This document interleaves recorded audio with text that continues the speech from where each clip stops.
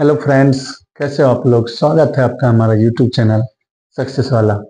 तो आज मैं आपको क्लास 10th का प्री बोर्ड का जो क्वेश्चन पेपर सॉल्व्ड है उसके बारे में आज मैं आपको बताऊंगा, जो कि आपके एग्जाम पेपर में इससे जो है आपको बहुत ही सुविधा होगा। यानी आप जो है अगर इन सारे क्वेश्चंस को कर लेते हो तो आपको जो है एग्जाम में अच्छे मार्क्स आएंगे। 80 में 80 आने की संभावना बहुत ज़्यादा है। तो मैं आपको जो क्वेश्चन पेपर सॉल्व करा रहा हूँ उसे आप घर पे प्रैक्टिस करेंगे। तो चलिए आज मैं आपको सेक्शन बी जो कि 2 मार्क्स के होंगे उसके बारे में बताऊंगा। इससे पहले वाले जो मैंने सारे ऑब्जेक्टिव क्वेश्चन था वो 20 क्वेश्चन थे, मैंने उसे सॉल्व करके अपलोड कर दिया है। तो उस वीडियो को आप जो है जरूर एक बार देखें। तो अब चलिए हम सेक्शन बी में देखते हैं क्या कह रहा है क्वेश्चन, उसे हम पढ़ेंगे फिर उसे सॉल्व करेंगे। देखिए क्या कह रहा है। In the given figure ABCD is a rectangle, find the values of x and y। क्या कह रहा है कि ABCD एक रेक्टेंगल है जिसमें कि आपको क्या फाइंड करना है, x और y की वैल्यू को फाइंड करना है। तो चलिए इसे हम सॉल्व करते हैं। कैसे सॉल्व करेंगे, सबसे पहला नंबर हमें यह रेक्टेंगल दिया हुआ है और उसमें जो x और y की वैल्यू को हमें फाइंड करना है। तो सबसे पहला नंबर आप जानते हो, देखिए हम सॉल्व करेंगे। सॉल्व करने से पहले आपको हम बता देना चाहते हैं कि रेक्टेंगल में आप जानते हो कि अपोजिट साइड्स आर इक्वल होते हैं। तो यानी क्या कह सकते हो कि AB जो होगा AB की जो लेंथ है वह CD के लेंथ के इक्वल होगा। उसी तरह AD का जो लेंथ होगा वह BC के लेंथ के इक्वल होगा, क्योंकि हम जानते हैं रेक्टेंगल में क्या जानते हैं कि अपोजिट साइड्स आर इक्वल। तो यहाँ पर जो अपोजिट साइड्स होंगे वह इक्वल होंगे। तो अपोजिट साइड्स क्या है, देखिए पहला जो है x + 3y = कितना है, 17 है।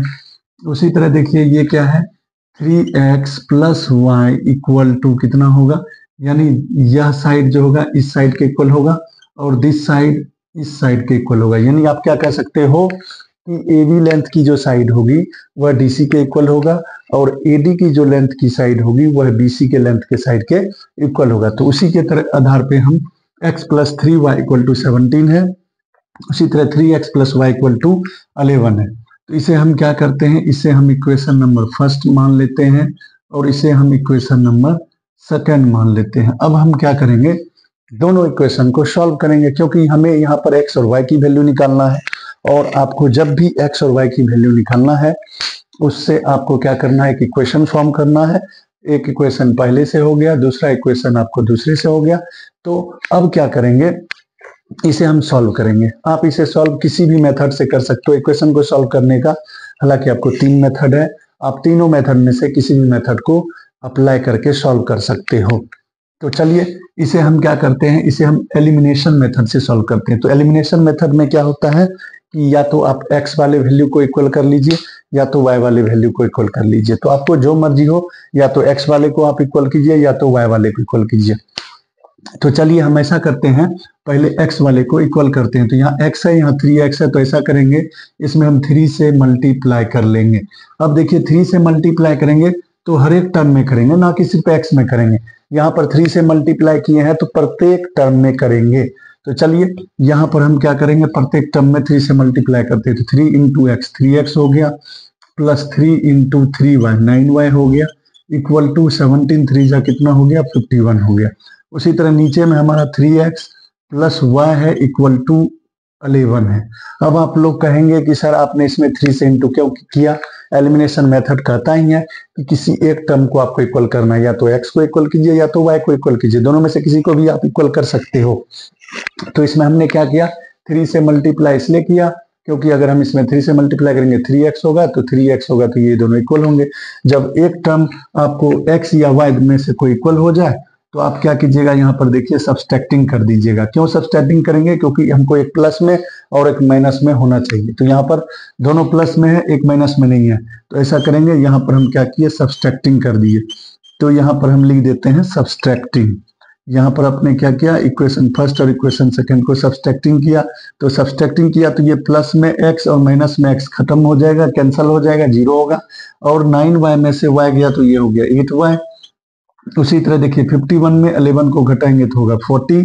अब जो है इसे सॉल्व कीजिएगा तो ये मल्टीप्लाई में है तो आके आ जाएगा डिवाइड में, तो y की वैल्यू आ गई 5। तो यानी y की वैल्यू कितना आ गई आपको 5। अब जब y की वैल्यू जब 5 आ गया तो आप किसी भी इक्वेशन में इस वैल्यू को रख दीजिए तो x की वैल्यू आ जाएगा।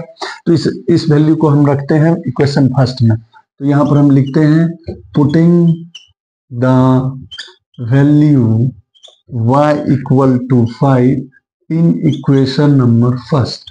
अब देखिए हमारा इक्वेशन नंबर फर्स्ट जो है वह क्या है, x plus 3y equal to 17 है। तो अब क्या करेंगे हम यहाँ पर x प्लस 3 इंटू y की वैल्यू आपने निकाला है तो y की जगह पर रख देंगे 5। तो y की जगह पर 5 रखेंगे, इसे सॉल्व करेंगे, ये होगा x, ये देखिए प्लस 15 इक्वल टू 17 हो गया। देयरफॉर x इक्वल टू ये 15 प्लस है उधर जाके माइनस हो जाएगा, इस तरह से हो गया हमारा 2। तो x और y की वैल्यू निकालना था, तो x की वैल्यू आपने निकाला 2, y की वैल्यू आपने निकाला 5। यह दोनों हमारा आंसर हो गया। अब आपका आंसर सही है कि गलत, इसे आप कैसे चेक करोगे इसका मैं तरीका बताता हूँ। आप चेक कर सकते हो, देखो यहाँ पर x के जगह पर रखो 2, ये हो गया 2 plus 3 into y, 3 into y, y की जगह पर रखो आप 5, तो वाई की जगह पर 5 रखोगे, 3 इंटू 5 कितना होगा 15, यानी 2 प्लस 15 कितना हो गया 17 हो गया। तो दोस्तों ये क्वेश्चन में हमें x और y की वैल्यू को फाइंड करना था, तो हमने x और y की वैल्यू को फाइंड कर दिया। तो दोस्तों आप क्या करें, इस क्वेश्चन का स्क्रीनशॉट ले ले, मैं आपको नेक्स्ट क्वेश्चन 22 नंबर क्वेश्चन जो है वह मैं आपको बताऊंगा और मैं आपको साथ के साथ क्वेश्चन पेपर भी शेयर कर दूंगा। तो आप इसका स्क्रीनशॉट ले लीजिए, फिर मैं आपको नेक्स्ट। दोस्तों अब मैं आपको क्वेश्चन नंबर 22 बताने वाला हूँ। 22 क्वेश्चन नंबर क्या कर रहा है उसको देखिए, क्या कर रहा है। इन द गिवन फिगर, ये जो फिगर है आपको दिया हुआ है उस फिगर में क्या कर रहा है, ODC, यानी ODC और OBA यह दोनों ट्रायंगल आपस में क्या है, सिमिलर है। यह ट्रायंगल और यह ट्रायंगल आपस में सिमिलर है, यानी यह ट्रायंगल और यह ट्रायंगल आपस में सिमिलर है। अब आपको क्या दिया है, देखिए BOC 125 degree and CDO 70 degree है। फाइंड DOC, देखिए अब हमें जो फाइंड करना है उस एंगल को हम डिनोट करते हैं। देखिए DOC यानी यह जो एंगल है हमें फाइंड करना है। देखिए जो एंगल फाइंड करना है उसे हम क्या कर रहे हैं, रेड से डिनोट कर रहे हैं। फिर देखिए DCO मतलब यह एंगल ज्ञात करना है, फाइंड करना है। फिर हमें क्या फाइंड करना है, OAB यानी यहाँ पर जो हमने रेड से जो हमने डिनोट किया है वो सारे एंगल हमें फाइंड करना है। तो चलिए हम इसे फाइंड करते हैं। कैसे फाइंड करेंगे, ध्यान दीजिए। सबसे पहला नंबर हमें जो गिवन है पहले उसे डिनोट करते हैं।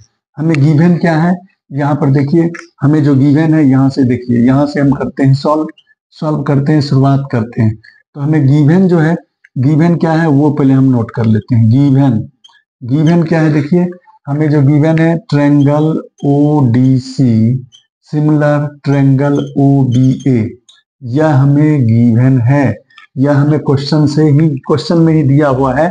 ट्रायंगल ODC सिमिलर है OBA, यह दोनों ट्रायंगल आपस में क्या है, आपको सिमिलर है। तो सिमिलर है, तो चलिए अब हम सिमिलरिटी का प्रॉपर्टी को लगाते हुए हम आगे बढ़ते हैं। तो सबसे पहला नंबर, अगर दो ट्रायंगल आपस में सिमिलर हैं तो देखिए अब यहाँ पर आप क्या ध्यान दीजिएगा। सबसे पहला नंबर, यह जो ट्रायंगल है 70 है, तो यह भी ट्रायंगल आपको क्या होंगे, यह जो ट्रायंगल होंगे यह भी 70 होंगे। क्यों होंगे 70, इसका रीजन आप क्या बता सकते हो कि जब दो ट्रायंगल आपस में सिमिलर हैं तो उसके कोरस्पॉन्डिंग एंगल्स भी आपस में क्या होंगे, इक्वल होंगे। तो यानी आप यहाँ पर क्या कह सकते हो कि जो हमें दिया हुआ था एंगल CDO इक्वल टू, यह जो एंगल है इस एंगल का नाम क्या कह सकते हो, ABO, angle ABO equal to 70 degree. Reason में क्या लिखिएगा, corresponding angles of similar triangle, corresponding angles of similar triangle. मतलब क्या हो गया, ये जो आपको CDO है और ये ABO है, यह दोनों आपस में कोरस्पॉन्डिंग एंगल्स होंगे जिसके वजह से यह हो जाएंगे 70। दूसरा बात, ये आपको 70 हो गए। और अब आपको यहाँ पर ध्यान देना है क्या कि यह जो एंगल है 125 है, और आप यहाँ पर ध्यान देना, यह एक लाइन है, देखिए यह एक लाइन है, यह एक लाइन है, और इस पर देखिए यह जो है, यह एंगल और यह एंगल, यानी यह एंगल, यह एंगल और यह एंगल, इस दोनों का जो सम होगा वह 180 डिग्री होगा। कैसे? लीनियर पेयर से होगा। तो यानी अब जो है हम इस एंगल को हम फाइंड करना है, तो यानी इस एंगल का क्या नाम देंगे? AOB। एंगल AOB जो होगा वह कैसे होगा? तो 180 डिग्री माइनस 125 डिग्री, यहाँ पर रीजन लिखिएगा, यह लीनियर पेयर है। यह क्या है आपको देखिए, यह एक लाइन है, यह एक लाइन है, और इस लाइन पर 125 है, और यह जो एंगल है यानी यह एक लाइन है, यह एक लाइन है, इस लाइन पर जो यह एक लाइन है, इस दोनों का जो सम होगा वह होगा 180 डिग्री, यानी लीनियर पेयर से। तो इस एंगल को हम निकालेंगे, तो इस एंगल का नाम क्या है? AOB। तो चलिए AOB जो होगा, यह इसको घटाएंगे तो होगा 55 डिग्री, यानी यह जो एंगल है यह हो गया आपको 55 डिग्री, यह हमारा हो गया 55 डिग्री। और आपको पता है यह एंगल और यह एंगल आपस में क्या होंगे? आपस में वर्टिकल अपोजिट एंगल है, तो यानी यह 55 तो यह भी आपको हो गया 55। इस तरह से आप कह सकते हो कि angle AOB equal to angle, इसको क्या बोलिएगा?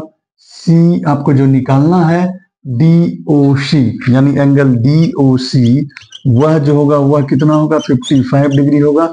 रीजन में आप क्या लिखिएगा? वर्टिकली अपोजिट एंगल से। ये वर्टिकली अपोजिट एंगल से जो होगा वह हो गया आपको कितना? 55 डिग्री। तो देखिए आपको निकालना था DOC, पहला जो हमें निकालना था DOC वह हो गया 55 डिग्री। तो पहला आंसर हमारा एक निकल चुका है। अब देखिए दूसरा, यानी यह एंगल जो हो गया आपको हो गया 55 डिग्री। अब आपको जो है यह एंगल निकालना है, देखिए DCO। तो बताइए DCO, यह एक ट्रायंगल है, और ट्रायंगल का सम जो होता है वह कितना होता है? 180 डिग्री होता है। देखिए यह एक ट्रायंगल है, यानी DCO एक ट्रायंगल है, और इस ट्रायंगल में तीन एंगल है, देखिए 70, ये 55। तो ये तीसरा जो एंगल निकालिएगा वो कैसे निकालिएगा? एंगल सम प्रॉपर्टी से निकालिएगा। एंगल सम प्रॉपर्टी से आप क्या जानते हो? ट्रायंगल के तीनों एंगल का सम क्या होता है? 180 डिग्री होता है। इसके आधार पर हम क्या कह सकते हैं? इन ट्रायंगल आप कह सकते हो क्या? DOC में यह जो एंगल होगा DCO वो कैसे निकालिएगा आप? तो 180 डिग्री माइनस इस दोनों एंगल को प्लस कर लीजिए, इस दोनों एंगल को प्लस कीजिए, ये होगा 70 डिग्री, प्लस यह है आपको 55 डिग्री। तो 180 डिग्री में से इस दोनों को प्लस कर लीजिए, तो प्लस कीजिएगा तो होगा 125 डिग्री। इसके आधार पर इसका भी जो वैल्यू है वो हो गया 55 डिग्री, यानी यह हो गया आपको कितना? 55 डिग्री। तो इस आधार पर यह जो हमारा है DCO वह भी हो गया हमारा 55 डिग्री। अब यह 55 डिग्री है तो यह भी 55 डिग्री होगा। क्यों? कोरस्पॉन्डिंग एंगल्स हैं। तो इसके आधार पर आप कह सकते हो, यानी एंगल O, देखिए एंगल OAB यह भी होगा 55 डिग्री। क्यों होगा 55 डिग्री? तो यहाँ पर रीजन लिखना है, angle OAB equal to angle DCO equal to 55 degree. Reason में क्या लिखिएगा? तो corresponding angles are equal, corresponding angles are equal in similar triangle, corresponding angles are equal, corresponding angles are equal in similar triangle, in similar triangle. तो ये reason लिख लीजिए। तो इस तरह से हमारा 3 पूछा था, तीनों आंसर हमारा फाइंड हो गया। तो आप इसे क्या कीजिए? स्क्रीनशॉट ले लीजिए। आप जो है दोस्त इसे एक बार आप लोग जो है इसे स्क्रीनशॉट ले लीजिए। और दोस्तों जिन्होंने अभी तक हमारे चैनल को लाइक नहीं किया है, हमारे चैनल को लाइक करें, शेयर करें और सब्सक्राइब करें, ताकि मैं आपको जितना हो सके आपको अच्छे से अच्छे तरीके से मैं आपके हर एक क्वेश्चंस को एक्सप्लेनेशन कर सकूं। तो प्लीज आप इसका स्क्रीनशॉट ले लीजिए। अब मैं आपको नेक्स्ट, अभी जो मैंने आपको 22 क्वेश्चन बताया था उसी का और वाला पार्ट है। और यह जो और में जो पार्ट दिया हुआ है, इस क्वेश्चंस को आप लोग क्या करते हो? स्किप कर देते हो। स्किप मतलब आपको तो ऑप्शन है तो आप स्किप कर देते हो, चलिए अच्छी बात है। बट आपको क्या करना है, ये और वाले क्वेश्चन को भी सॉल्व करना है। मतलब एग्जाम में नहीं सॉल्व करना है, लेकिन आपको प्रैक्टिस के तौर पे सॉल्व करना है, क्योंकि हो सकता है और में जो सवाल आपको दिया गया है वो किसी और क्वेश्चन नेक्स्ट क्वेश्चन में पूछ दे।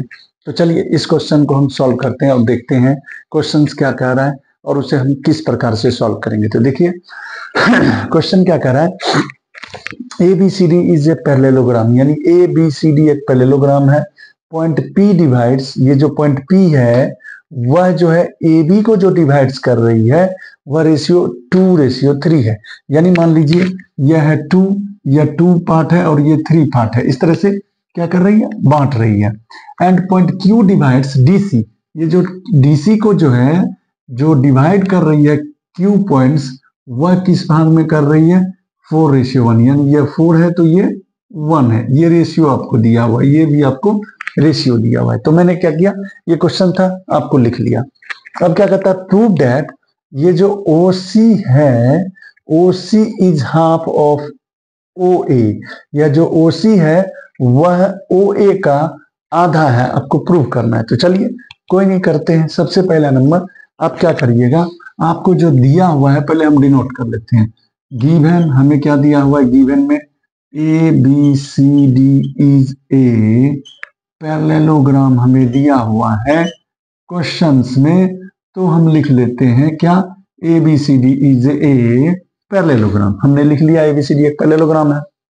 अब देखिए हमें जो है, हमें सबसे पहला नंबर क्या देखना है, यहाँ पर रेशियो और यहाँ पर रेशियो दिया है। पैरेललोग्राम है तो अपोजिट साइड्स आपस में इक्वल होंगे, तो अपोजिट साइड जब इक्वल होंगे तो आप कह सकते हो कि ए बी, या जो ए बी है वह क्या होगा, डी सी के इक्वल होगा। तो जब ए बी डी सी के इक्वल होगा तो इसे हम कोई भी साइड्स मान सकते हैं। जब इक्वल है तो मान लेते हैं इसको कि यह जो है ए साइड्स है, यानी ये ए है, ये भी आपको ए है। अब देखिए अकॉर्डिंग टू क्वेश्चन हमें जो बोल रहा है, देखिए यहाँ पर पॉइंट पी डिवाइड्स, देखिए पॉइंट पी डिवाइड्स हमें जो दिया हुआ है A be in the ratio, हमें जो दिया हुआ है उसे नोट करते हैं, इन द रेशियो 2:3, यानी पॉइंट पी जो है, पॉइंट पी डिवाइड्स जो कर रहा है, पी जो पॉइंट्स डिवाइड कर रहा है ए बी को कर रहा है 2:3 में। तो इसके आधार पर हम क्या कह सकते हैं कि ए पी जो होगा, ध्यान देना, ए पी जो होगा वह क्या होगा, देखना इसका है 2 हो गया, और ये टोटल कितना होगा 5, तो 2/5 ए होगा। 2/5 ए कैसे होगा, फिर से देखना, ए बी का रेशियो है 2 और टोटल हो गया 5, तो 2/5 ए हो गया। उसी तरह हमें निकालना है पी बी, या जो है हमें उसी तरह हमको पी बी निकालना है, या बीपी कहिए आप। अगर बीपी निकालोगे, देखो बीपी तो उसी तरह कैसे निकालोगे, तो ये होगा 3/5 ए हो जाएगा, ये 3 है और /5 ए होगा, ठीक है। फिर उसी तरह हम लिखेंगे पॉइंट, उसी तरह हमें जो दिया हुआ है point Q divides, point Q divides, ये जो क्यू डिवाइड्स कर रहा है डीसी को, वह कैसे कर रहा है, इन द रेशियो 4:5, 4:1, सॉरी 4:1 है। यानी यहाँ देखिए Q divides DC, Q divides DC in the ratio 4:1, तो 4:1 हम लिख दिए। तो इसके आधार पर हम फिर उसी तरह क्या कह सकते हैं, डीक्यू जो होगा, डीक्यू जो होगा यह देखिए 4 है, तो यहाँ पर हम लिख देंगे 4, टोटल कितना होगा 5, तो 4/5 ए हो गया। उसी तरह जो है सी क्यू जो होगा वह कैसे कितना होगा, देखिए सी क्यू ये 1 है और टोटल कितना है 5, तो 1/5 ए हो गया। पहले हमने क्या किया, सभी का जो लेंथ है उसको हमने डिनोट्स कर लिया, ठीक है। अब देखिए इतना करने के बाद क्या आप जो है इसमें देखिए हमें जिसको निकालना है उस पर ध्यान देंगे। हमें कह रहा है OC और OA, OC और OA, आप देख रहे हैं OC और OA, कहने का मीन्स ये हुआ कि यह ट्रायंगल और इस ट्रायंगल का एक पार्ट है। तो हम ऐसा करेंगे, इस दोनों ट्रायंगल को हम पहले कर लेते हैं सिमिलर। तो सिमिलर कैसे करेंगे दोस्तों, तो चलते हैं, सबसे पहला नंबर चलते हैं इन ट्रायंगल, आप कह सकते हो AOP एंड ट्रायंगल, उस ट्रायंगल का देखिए AOP और इसका नाम बोल सकते हो COQ, ट्रायंगल COQ।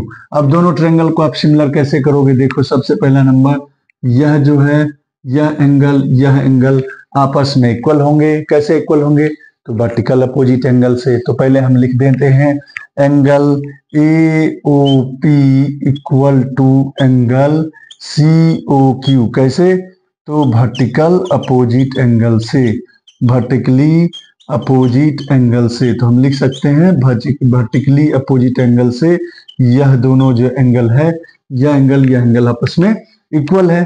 फिर उसी तरह आप यहाँ पर ध्यान दीजिए, उसी तरह आप ध्यान दीजिए, क्या यह एंगल और यह एंगल आपस में इक्वल होंगे? इक्वल होंगे। कैसे इक्वल होंगे? तो कोरस्पॉन्डिंग एंगल से। आप क्या कह सकते हो? तो यानी angle APO equal to APO, ध्यान देना, APO इक्वल टू यह एंगल है, इस एंगल का नाम क्या बोलिएगा?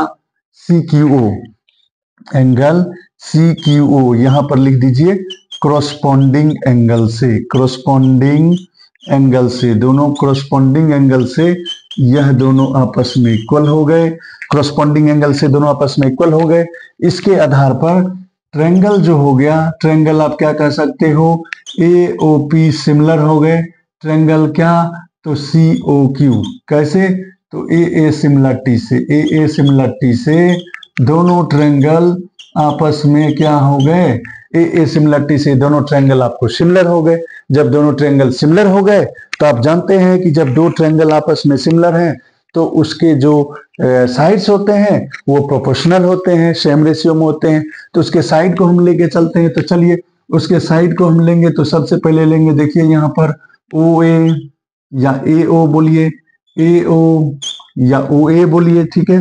OA देखिए यहाँ पर OA इक्वल टू क्या होगा? OA equal to OC equal to दूसरा आप क्या बोलिएगा? देखिए OA इक्वल टू OC, और दूसरा आप ले लीजिए जो हमें फाइंड है वह हमारा क्या है? AP इक्वल टू, ये देखिए AP इक्वल टू QC। अब चलिए सारे वैल्यू को हम पुट करते हैं। OA इक्वल टू OA हमें पता नहीं है, OA हमें OC को रहने दीजिए। AP हमारा कितना है? देखिए AP हमारा कितना है? AP आपने कितना निकाला है? 2/5A, 2/5A। और यहाँ पर देखिए, और यहाँ पर आप देखिए QC आपका क्या है? QC आपका है 1/5A, 1/5A। जब आप इसे दोस्तों सॉल्व कीजिएगा, देखिए यहाँ पर OA equal to OC equal to, ये देखिए ये 5 से 5 कैंसल, ये A से N कैंसल, तो ये हो गया 2। तो यानी आपको जो प्रूफ करना था, ये देखिए क्या प्रूफ करना था? OA जो है, देखिए यहाँ पर क्या लिखा है? Prove that OC is half of OA। OC देखिए, तो अब क्या होगा? यह जो होगा OA इक्वल टू 2OC होगा, देयरफॉर OC इक्वल टू इधर क्या होगा? Half of OA। ये डबल है, इधर आके क्या हो जाएगा? हाफ होगा। तो OC is half of OA, यानी OC जो था, OC is half of OA, यही प्रूव करना था दोस्तों। तो इस तरह से हमारा ये हो गया प्रूव। तो आप दोस्तों इसको जो है, आप इस क्वेश्चन को आप स्क्रीनशॉट ले ले। और दोस्तों अभी तक जिन्होंने हमारे चैनल को सब्सक्राइब नहीं किया है, हमारे चैनल को सब्सक्राइब करें, लाइक करें, शेयर करें, इसका स्क्रीनशॉट ले ले। फिर मैं आपको नेक्स्ट क्वेश्चन 23 बताऊंगा।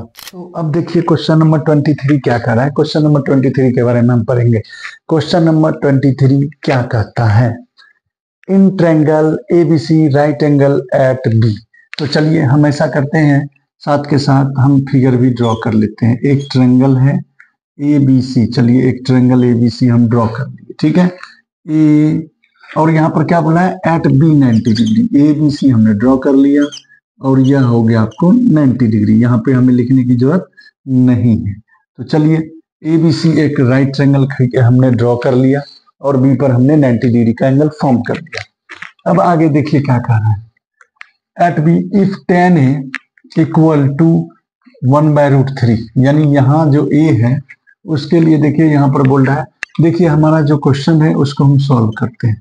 सॉल्व करेंगे, कैसे सॉल्व करेंगे? देखिए तो यहाँ पर हमें लिखा हुआ है tan A इक्वल टू 1/√3। तो 1/√3 है। पहले हम ये सोचेंगे कि tan का फॉर्मूला क्या होता है। रेशियो फॉर्मूला से रिलेटेड क्वेश्चन है। तो tan का फॉर्मूला होता है क्या? परपेंडिकुलर बाय बेस, यानी इसको हम शॉर्ट में लिखते हैं P/B। P मतलब परपेंडिकुलर, B मतलब होता है बेस। और हमेशा याद रखना, कभी भी कोई भी आपको जो होता है, यहाँ पर हो गया आपको perpendicular upon base, perpendicular upon base है। तो आपको हमने बताया था जब भी आपको क्या होगा, रेशियो में होगा, तो उसके लिए आपको एक कांस्टेंट मानना है। तो कांस्टेंट इसका मतलब P जो होगा, मान लेते हैं कांस्टेंट K, P हो गया K, और जो है B हो गया आपको √3 की। तो आपको पता है जब P और B हमें पता है तो हम बाय पाइथागोरस थ्योरम से H निकाल लेंगे। P और B हमें है तो हम क्या करेंगे, using Pythagoras theorem, using Pythagoras theorem, Pythagoras theorem को हम क्या करेंगे, लगाते हुए हम सबसे पहला नंबर H को H निकाल लेंगे। तो H बराबर आप क्या जानते हो, H बराबर क्या होगा, √P² plus B², √P² plus B²। तो P आपको हो गया K का स्क्वायर, और B आपको हो गया √3K, तो 3K का स्क्वायर करते हैं। तो चलिए इसका स्क्वायर करते हैं, K का स्क्वायर K ही होगा, और √3 का स्क्वायर हो गया 3K स्क्वायर, √3K का स्क्वायर कीजिएगा तो 3K स्क्वायर होगा। अब इसे आप ऐड कीजिएगा तो होगा √4K², 4K² का जब आप रूट निकालिएगा तो ये होगा 2K। तो यानी हमारा H निकल गया 2K। अब हम यहाँ पर देखते हैं, क्योंकि हमें बात की गई है A के लिए, A के बारे में हम चर्चा करेंगे।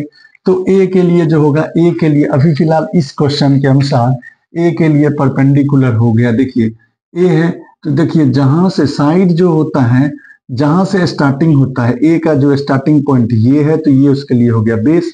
तो बेस हो गया √3K, बेस हो गया आपके क्या हो गया, बेस √3K, और परपेंडिकुलर इसके लिए हो गया K, और हाइपोटेनस हो गया, ए की बात कर रहा हूं तो एक hypotenuse is not change, hypotenuse हमेशा क्या होता है, वो फिक्स होता है, हाइपोटेनस चेंज नहीं होता है। बट परपेंडिकुलर और बेस चेंज होते रहता है अकॉर्डिंग टू एंगल, एंगल के अनुसार चेंज होता है, जबकि हाइपोटेनस कोई चेंज नहीं करता है।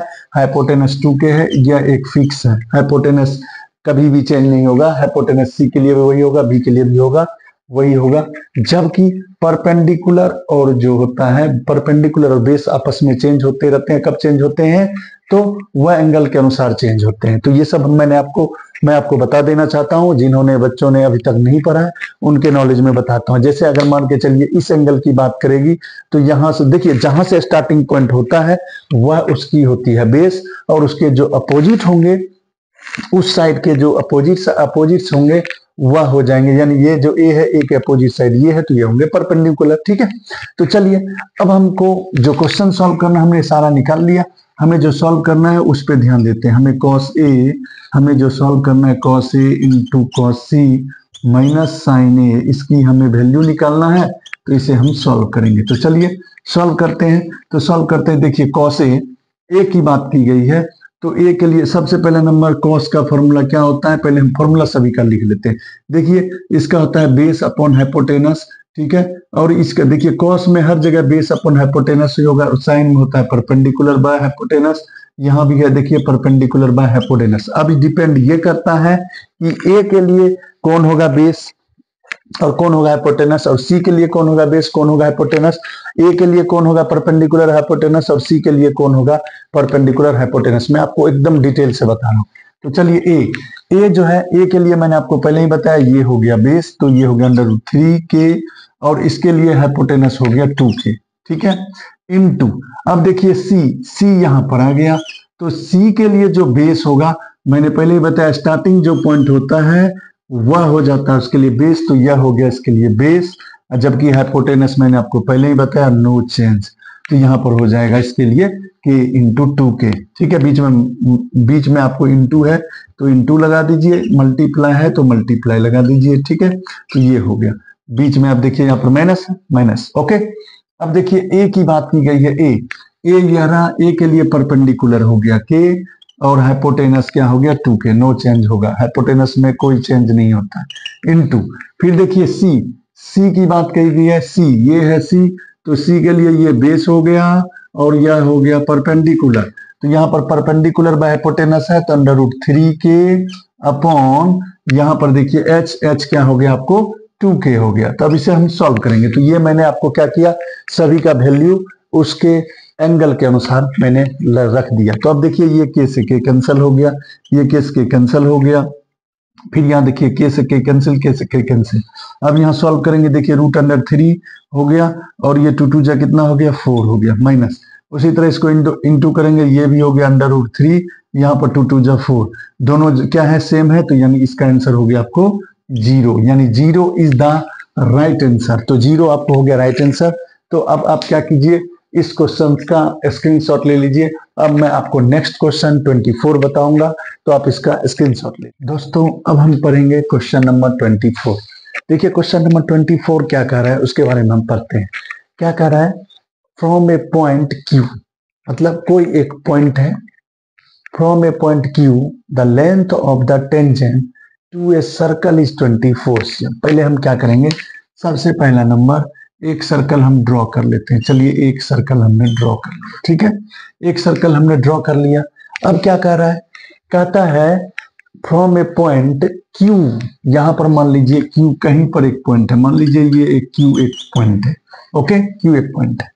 कहता है from a point Q the length of the tangent to a circle is 24 cm, यानी ये जो टेंजेंट है उसकी लेंथ 24 cm है।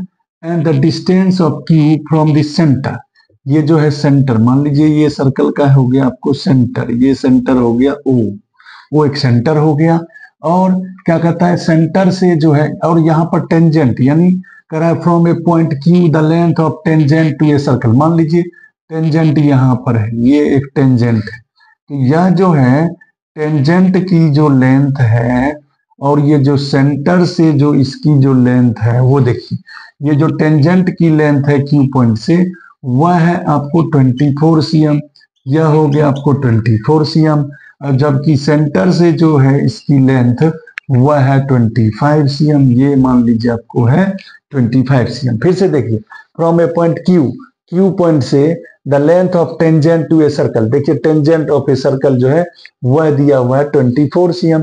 And the distance of Q, Q की जो डिस्टेंस है वह सेंटर से है 25 cm। Find the radius of the circle, तो रेडियस ऑफ द सर्कल मतलब ये हो गया आपको रेडियस, यह हो गया आपको क्या रेडियस हो गया। तो अब आप क्या कीजिए, मान लीजिए ये पी पॉइंट है, यह जो है ओपी आपको रेडियस हो गया, तो इस रेडियस की आपको लेंथ बताना है। तो सबसे पहला नंबर आप जानते हो, क्या जानते हो थ्योरम, कि रेडियस जो होता है वह टेंजेंट पर कितने डिग्री का एंगल बनाता है, 90 डिग्री का एंगल बनाता है। आपको ये थ्योरम पता होना चाहिए कि टेंजेंट जो होता है वह रेडियस के साथ 90 डिग्री का एंगल फॉर्म करता है। जब यह 90 डिग्री का एंगल फॉर्म किया तो यह एक राइट ट्रायंगल हो गया, और राइट ट्रायंगल है तो आपको पता है कि राइट ट्रायंगल में क्या होगा, इसमें हम पाइथागोरस थ्योरम को लगाएंगे, और पाइथागोरस को थ्योरम को लगाते हुए ये ओपी का लेंथ हम फाइंड कर लेंगे। तो चलिए आप क्या जानते हो, क्या जानते हो पहले हम लिखेंगे, वी नो दैट, क्या जानते हो, ए tangent at any point, a tangent at any point of the circle, एक टेंजेंट जो होती है at any point of the circle is perpendicular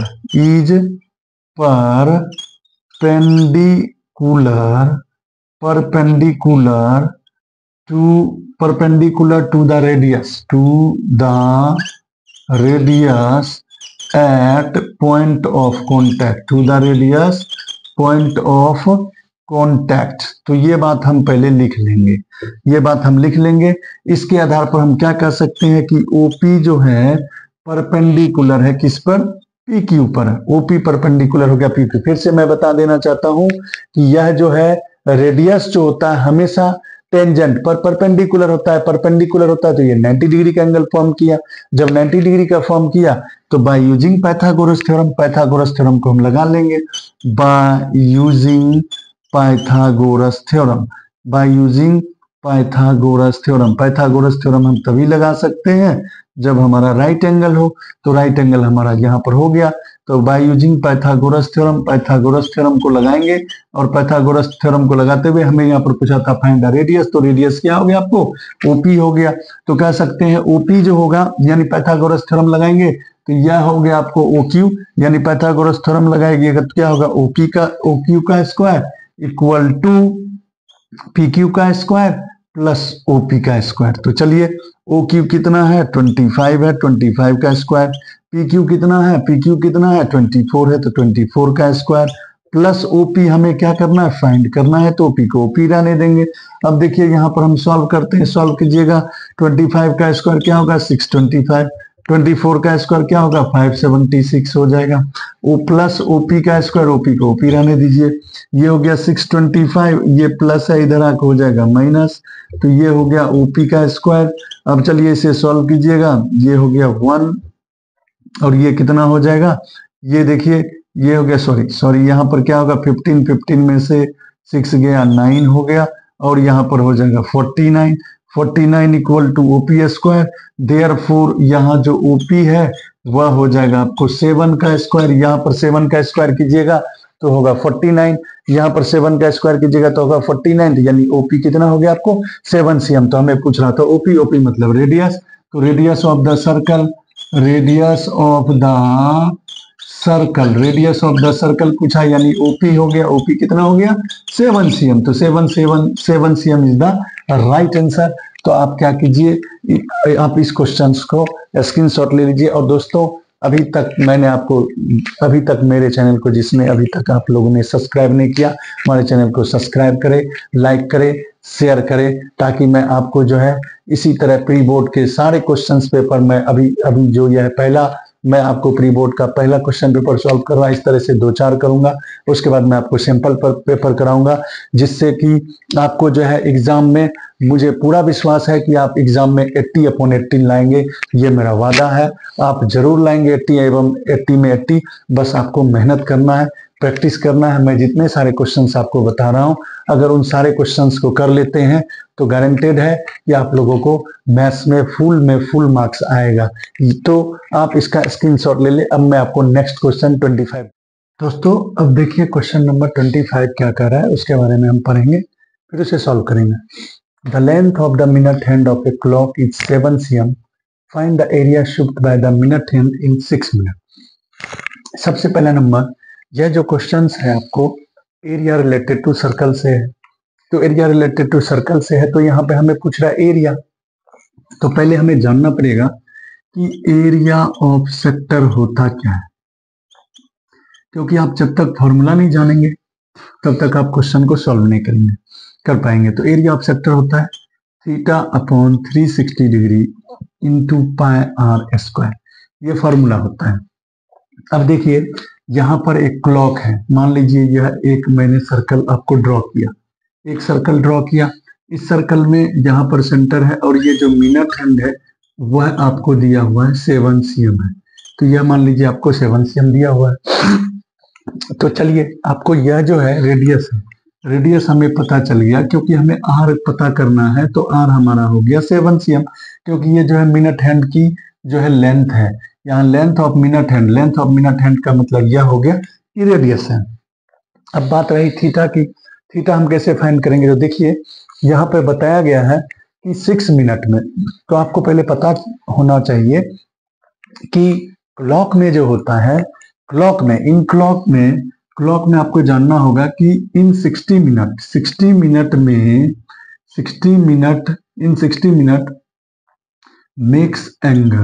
makes angle equal to 360 degree.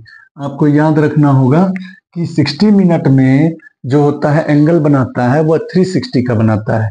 कैसे बनाएगा, क्योंकि एक क्लॉक है, अगर वह मान के चलिए एक क्लॉक है, वह जो क्लॉक होती है वह क्या होगा, जैसे ये क्लॉक है, मान लीजिए यहाँ पर मैंने एक क्लॉक बनाया, ये क्लॉक है, इस क्लॉक में यहाँ पर स्टार्टिंग होता है 12 से, अगर यह मिनट की सुई जो है यहाँ से चला और फिर यहीं पे आएगा, यहाँ से चला, कहने का मतलब यहाँ से चला, फिर यहाँ से चल के फिर इसी जगह पर, यहाँ से चल के फिर इसी जगह पर आएगा, यानी वह टोटल एंगल बनाएगा 360 डिग्री का। यानी मिनट की जो सुई होती है वह 360 डिग्री का एंगल बनाती है। कितने मिनट में, 60 मिनट में बनाती है। तो एक मिनट में वह कितने डिग्री का एंगल फॉर्म करेगा, तो देखिए 360 डिग्री बाय 60 करेंगे, यानी 6 डिग्री का, यानी 6 डिग्री का एंगल फॉर्म करता है एक मिनट में। और यहाँ पर हमें कितना मिनट दिया है, 6 मिनट दिया है। तो यानी एंगल जो बनाएगा, यानी थीटा जो बनाएगा, 1 मिनट में बनाता है 6 डिग्री, तो 6 मिनट में कितना बनाएगा, तो 6 इंटू 6 कर देंगे 36 डिग्री। तो यानी एंगल जो हमारा हो गया वह हो गया कितना, 36 डिग्री। तो अब हम क्या करेंगे, वैल्यू को यहाँ पे पुट करते हैं। अब देखिए थीटा का वैल्यू आपको कितना है, 36 बाय 360 हो गया, इन 2 पाई की वैल्यू क्या होती है, 22/7 होती है, और आर आपका कितना दिया हुआ है, 7 इंटू 7। अब इसे सॉल्व करेंगे, ये 7 से 7 कैंसिल हो गया, 36 को आप इसमें 360 को कट कीजिएगा तो ये होगा 10, फिर 10 को यहाँ पर देखिए 10 बार में हो गया, ये 10 को काट दिए कितना, 2 के टेबल से 2 5 जा 10, और यहाँ 11 हो गया, इस दोनों को इंटू कर लिए, 77 बाय 5 सेंटीमीटर स्क्वायर। यानी आप इसे डेसिमल में भी चेंज कर सकते हो या इतना ही छोड़ देंगे तो आपको क्या होगा, सही होगा। तो आप इस क्वेश्चन को स्क्रीनशॉट ले लीजिए।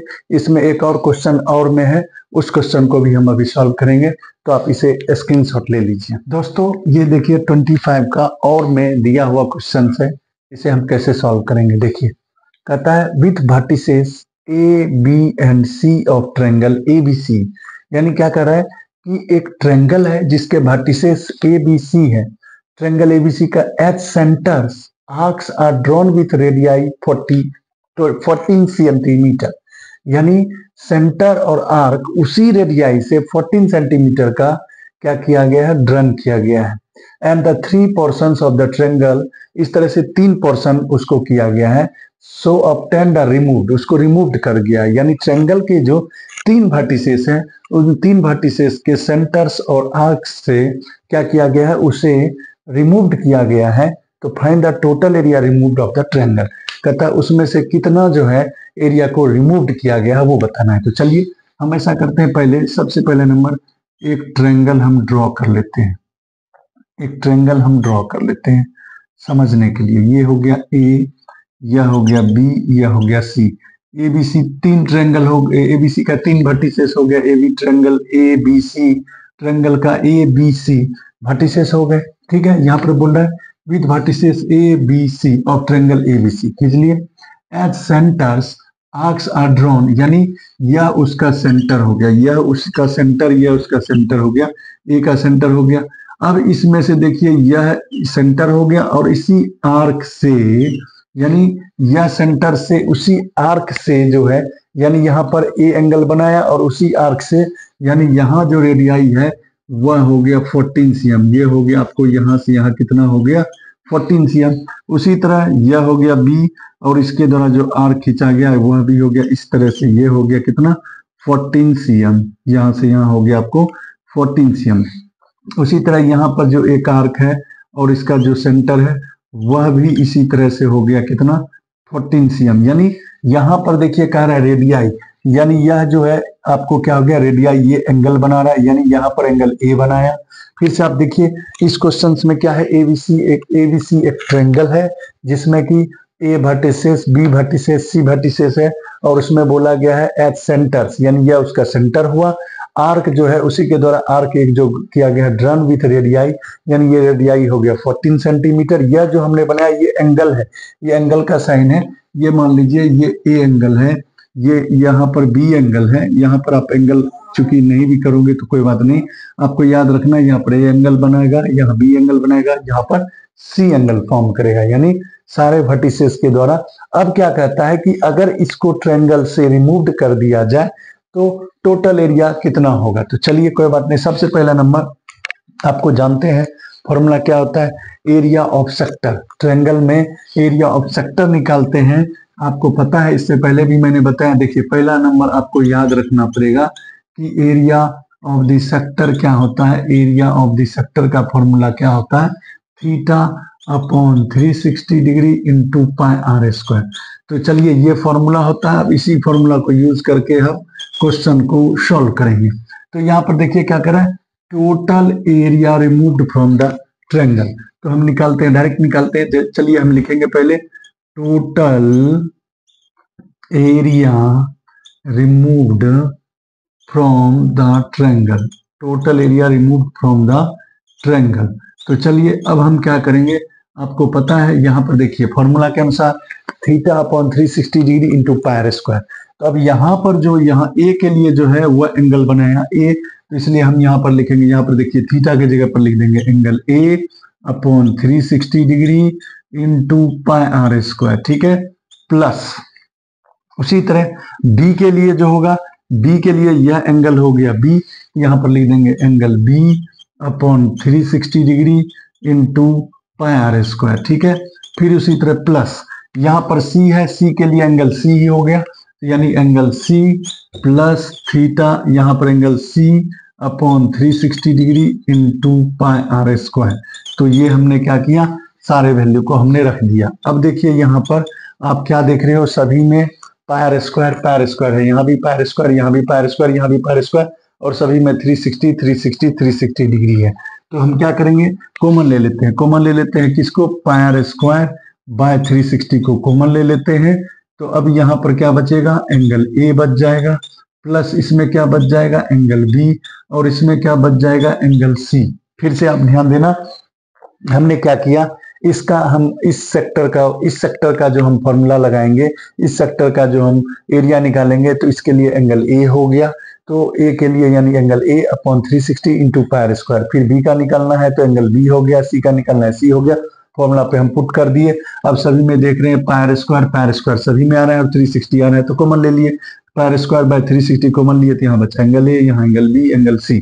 अब देखिए इन सभी का सम जो होगा, ये आप क्या जानते हो, किसी भी ट्रायंगल में तीनों एंगल का सम कितना होता है, 180 डिग्री होता है। यानी इस एंगल का सम, इस एंगल का सम और इस एंगल का सम क्या होगा, 360 डिग्री होगा। तो यहाँ पर क्या हम लिख सकते हैं, अब देखिए ये 360 नहीं 180 होता है, यानी ट्रायंगल के तीनों एंगल का सम कितना होता है, 180 डिग्री होता है। मैं 360 डिग्री बोल दिया, गलती से हो गया, गलती से मैंने बोल दिया। तो यहाँ पर angle A plus angle B angle C, angle A plus angle B angle C, यानी इन सभी का सम क्या होगा, 180 डिग्री होगा। तो pier square upon 360 degree into यह जो होगा सभी एंगल का सम कितना होगा, 180 डिग्री होगा, क्योंकि आपको पता है ट्रायंगल में तीनों एंगल का सम क्या होता है, 180 डिग्री होता है। अब चलिए, अब हम क्या करेंगे, पाई की वैल्यू को पुट करते हैं। पाई की वैल्यू क्या होता है, 22/7 होता है, इंटू आर देखिए सभी में क्या है, 14 है, तो 14 हो गया, इंटू यहाँ पर देखिए आर स्क्वायर है, तो यहाँ पर 14 इंटू 14, और ये जो है इसको हमने कट कर दिया, यहाँ पर हो गया 2, तो यहाँ नीचे में हम लिख देंगे 2।